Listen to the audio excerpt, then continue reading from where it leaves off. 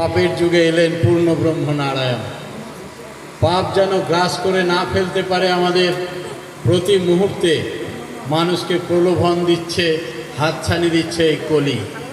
সেখান থেকে তার সৃষ্টি সন্তানদের কি করে রক্ষা করবেন, সেই জন্যেই তিনি এলেন এই রক্ষা কবচ নিয়ে।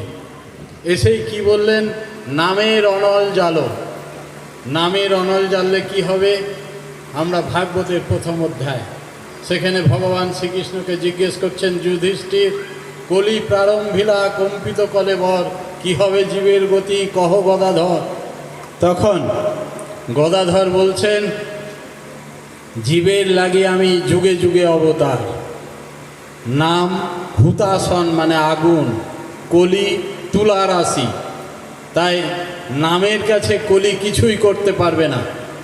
তাই কলির জীবকে রক্ষা করার জন্য নামই একমাত্র অস্ত্র।